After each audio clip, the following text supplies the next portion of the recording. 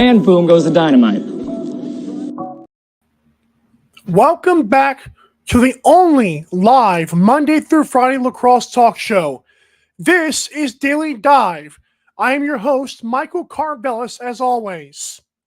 It is Monday, November 20, 2023. The time is currently 1:01 p.m. here in Georgia on the Eastern Standard Time Zone. Be sure to follow Daily Dive on social media and or subscribe to the YouTube while you're here at Daily Dive Lax.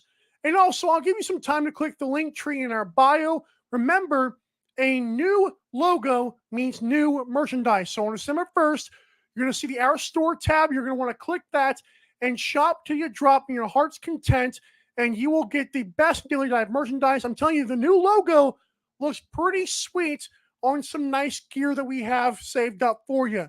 So check it out. It's the best way to support our show. Again, click the link tree on Daily Dive Lax and then the Our Store tab. You're welcome and thank you. On today's show, we'll talk about Stefan Diggs wearing an NLL jersey in the firestorm that it caught on lacrosse social media. Also, we did a poll on Instagram and Twitter of if the NLL stays at 15 teams, what should be the number of regular season games that fans want to see? Like, what do fans want to see? So we'll unveil those results as they stand. We'll also talk about the San Diego Seals documentary that was right under our noses and we didn't even know it. And, of course, a Panther City Lacrosse Club preview and blind reveal. So first, let's get into it. Again, you're tuning into Daily Dive here on Monday, November 20, 2023. And let's get to our first thing. It is this right here. Get these credits in, right? Boom! Right before the Buffalo Bills beat the New York Jets, and finally, may I add with that, Stefan Diggs came in wearing this particular jersey. I believe it was a former Rochester jersey in the NLL. That's the letter M, not the letter N. My fingers are fat, but you get it. I thought this was a very interesting thing, as did a lot of social media. And apparently we were trying to pinpoint who the player jersey was. It was made by Tommy Hilfiger, actually. Someone made a comment, you could buy that thing at Goodwill for $3. I thought that was hysterical. If Stefan Diggs did that, that's incredible as well. But let's look at this. You got the, wherever that came from. I love the wallet chain look. It's clearly a throwback what he's doing right here. Again, this thing is pretty sick. There you see the NLL logo, the Tommy Hilfiger logo. I'm telling you what, man, this is awesome to see. I don't know where the Braves hat came in. That's clearly not Buffalo standard. But one thing about this that people were obviously going to mention is this right here. Buffalo Bandits literally won a championship in the NLL this past season.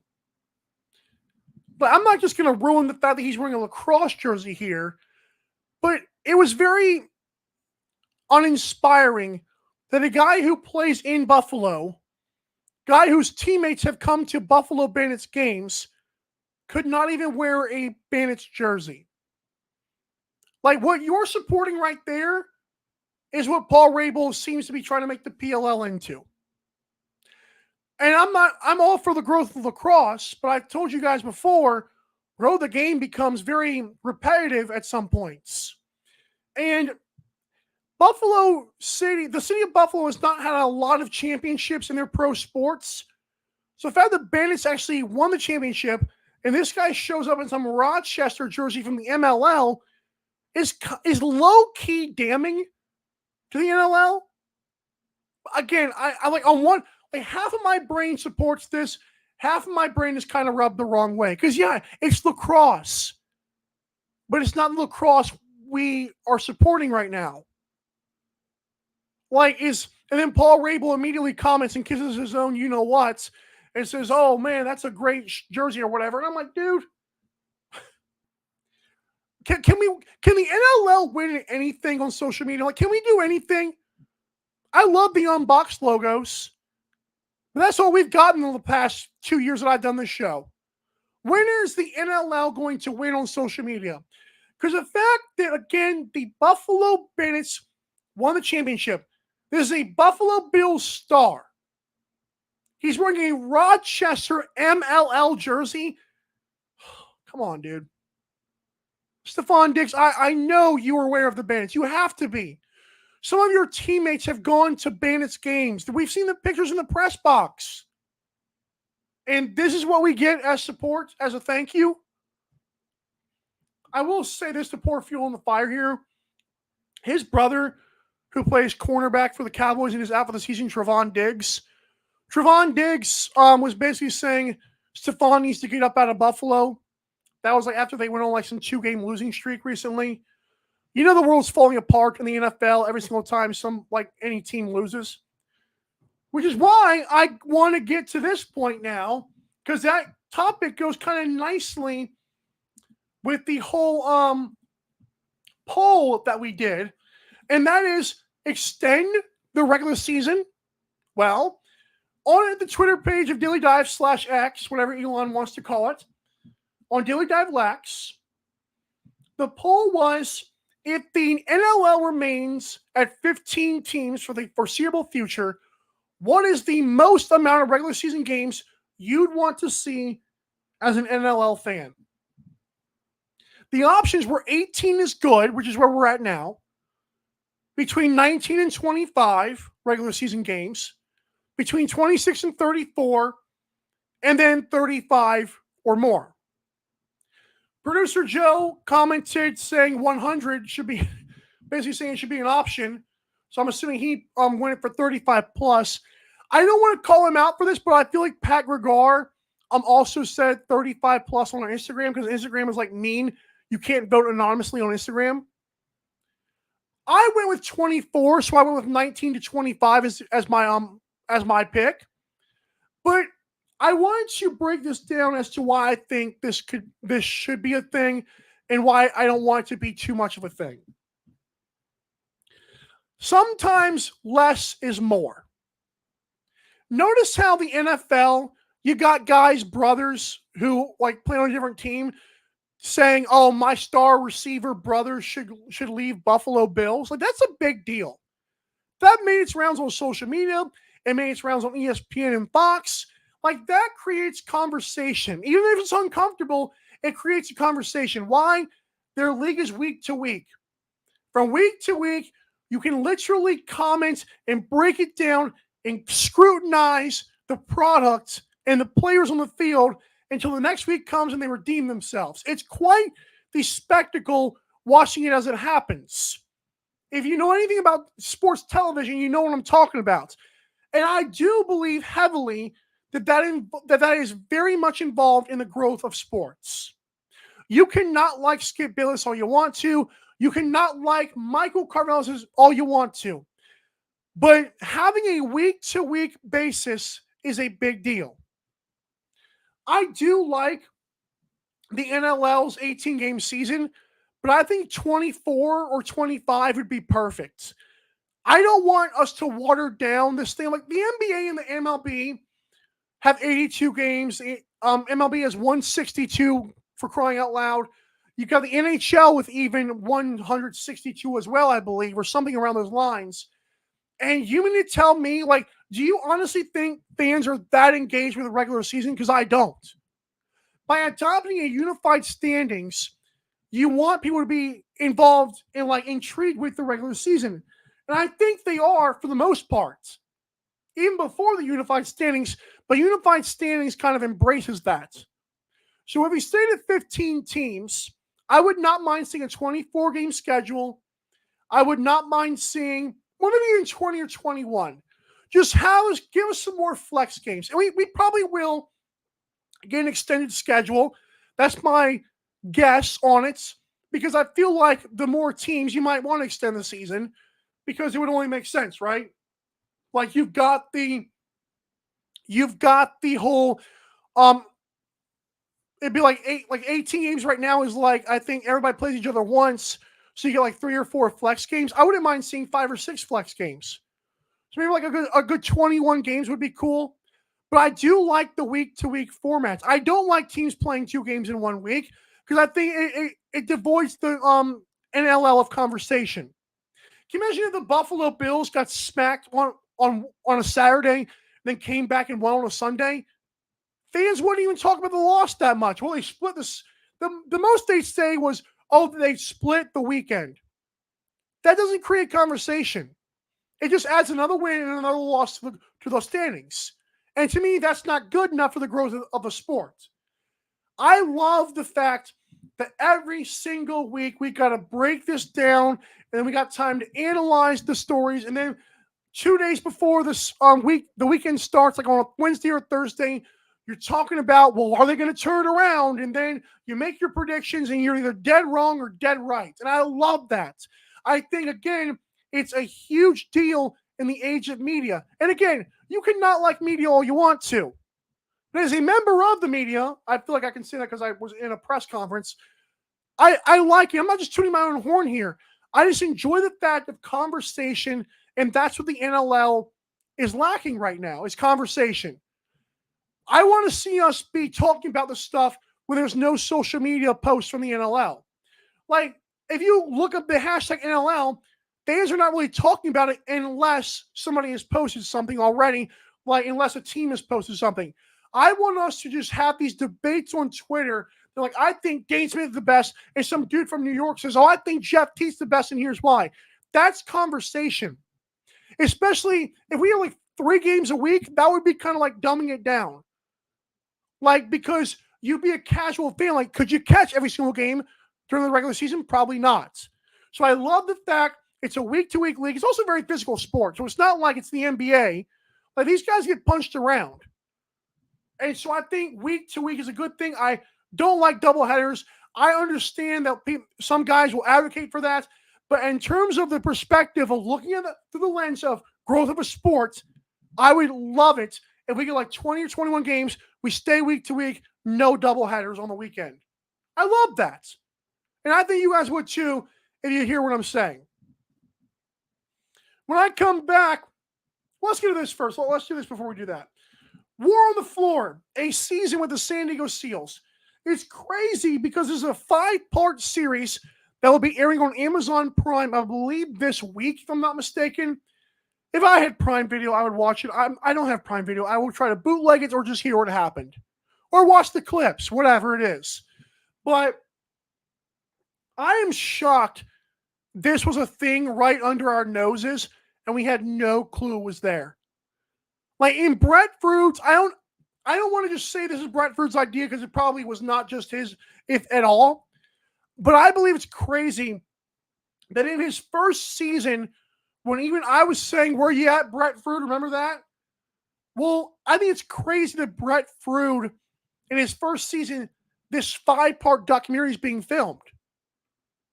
Like, he had to approve that or something, right? It's not just the Seals doing that, correct? Like, you have to, I think Brett Fruit probably had to work with Prime Video, and I could be wrong about that, but it seems like the commissioner of the league would have to work with Prime Video to say, hey, we got this awesome product. Can we air it on your platform? Like, you can't just walk on, you can't just upload things to Prime Video. That wouldn't work. So I love the fact that this was filmed under our noses during the entire last season, and the fact they choked in the first round of the playoffs gives me so much excitement to watch this. Because then they're saying our goal is a championship. Like in the preview, our goal is a championship. We want to get better every week. And then you gag against Colorado Mammoth. I loved that. The fact that that is the team that was chosen almost. I think we should have a war on the floor every single year. Just like the NFL has their whole Hard Knocks. I would love to know, and I don't even care about knowing about it preseason. I want to know after the season is over who had been chosen.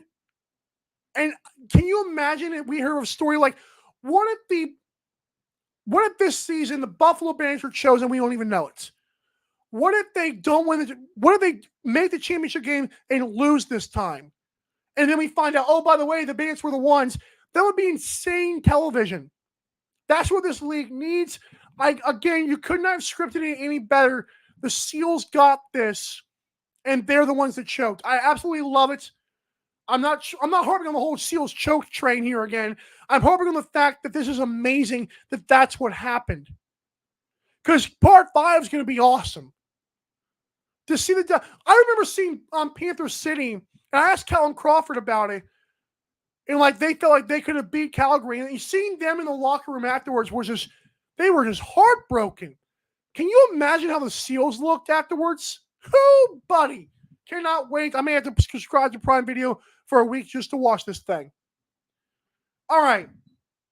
That's it for right now. When I come back, we're going to talk about Panther City, who I just mentioned. Tracy Koloski believes the team can win a championship. Am I buying into that? Also, where do we have them on our blind reveal for the standings? You'll want to find out next. This is Daily Dive. Don't go anywhere. I know you won't.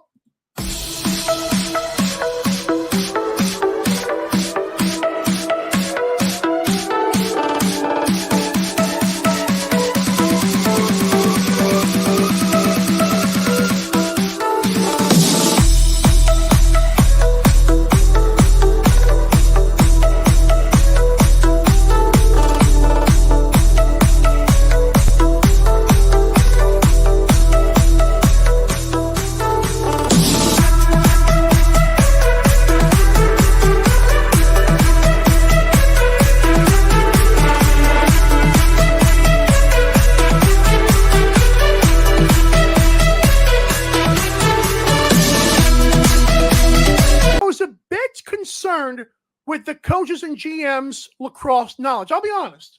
Challen Rogers, as a transition player, has only 85 loose balls compared to 139 for Zach Currier.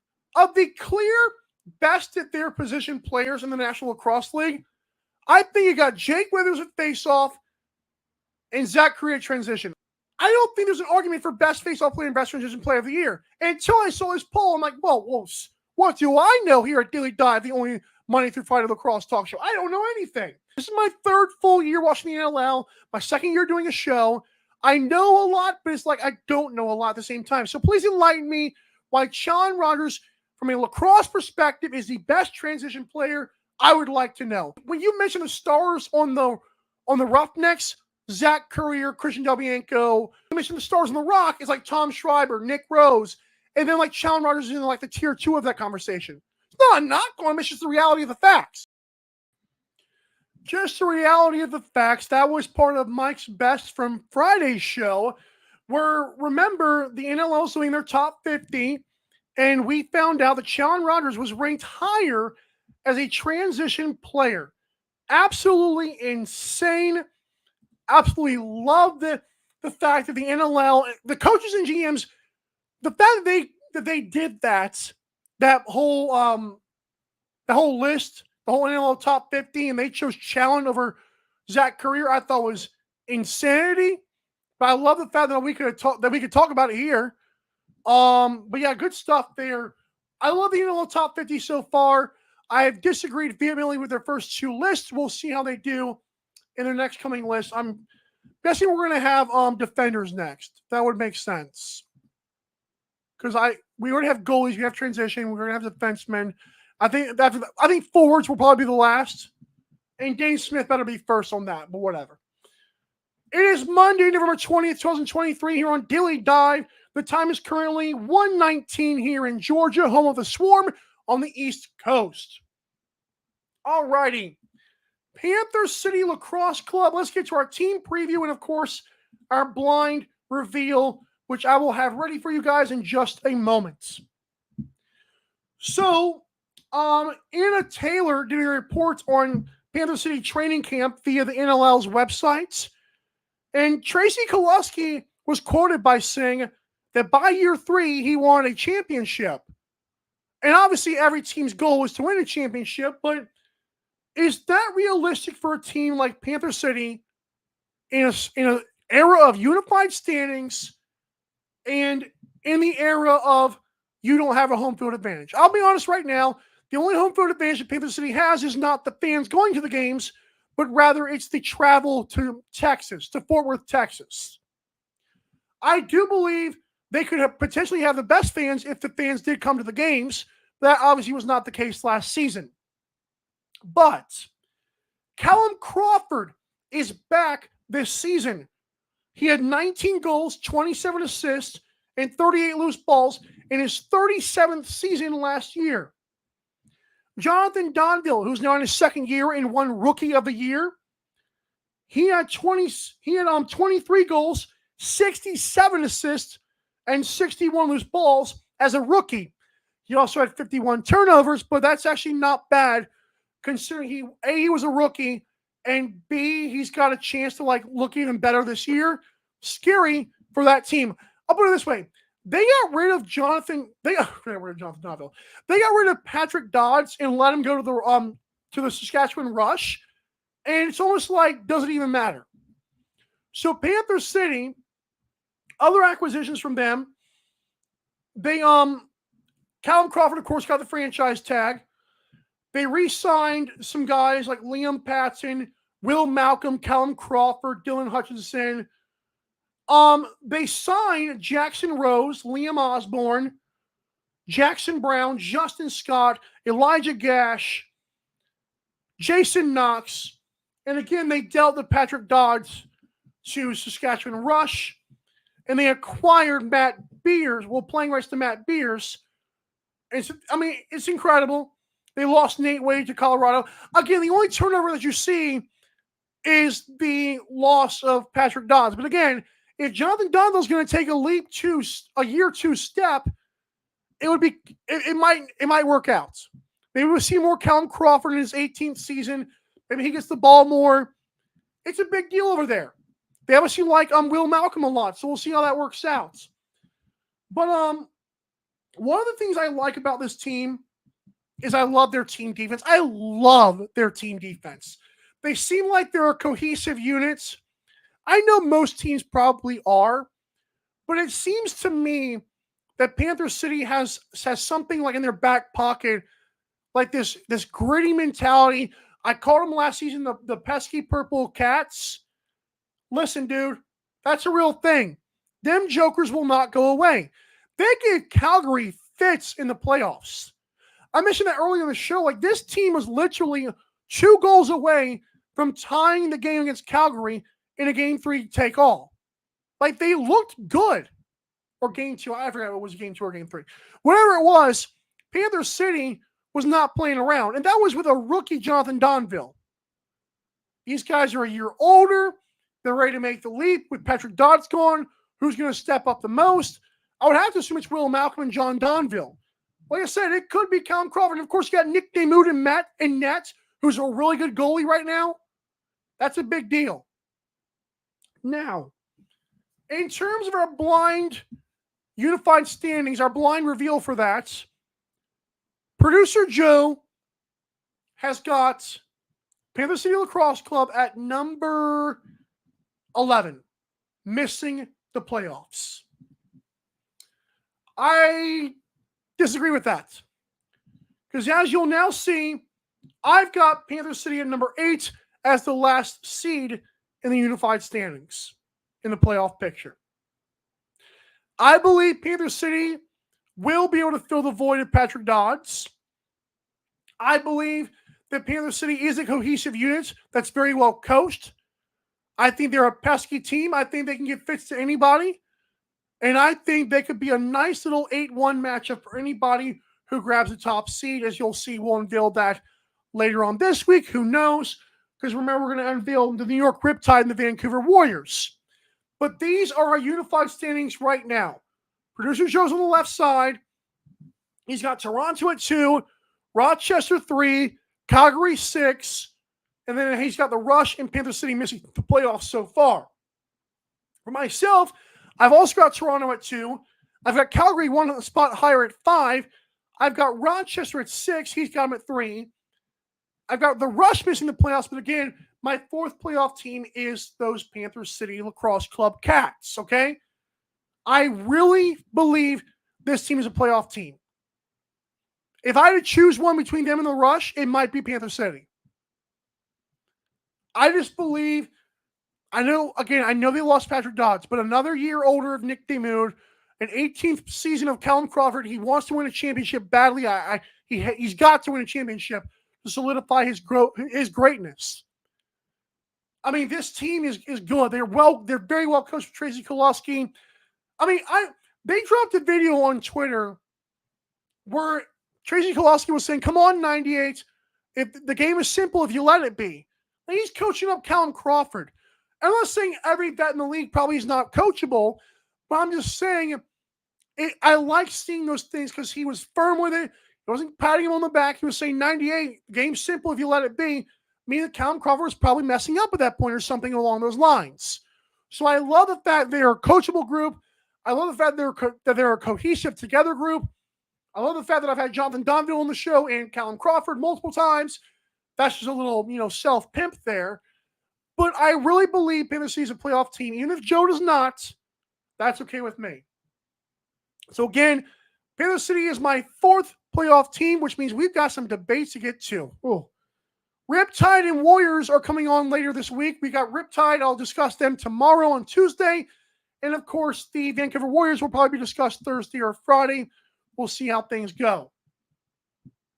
How long do you guys want the regular season to be if we stay at 15 teams? If there's no expansion next season, do you guys think that we're going to extend the season? And if so, how much longer should it be?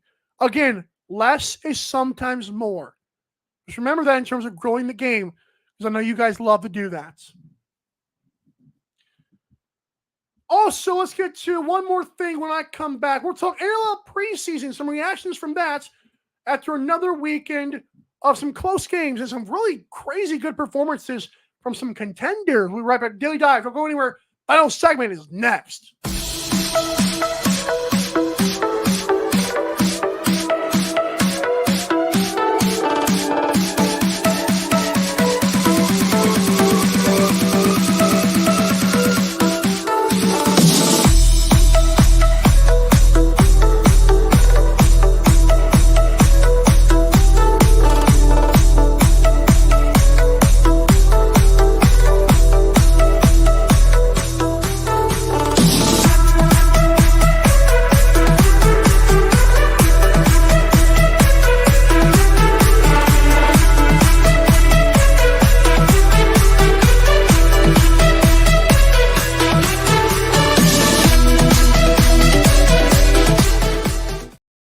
It's a Monday. I know you're feeling kind of groggy, but that's okay. We're here on Daily Dive talking lacrosse, the only live Monday through Friday lacrosse talk show.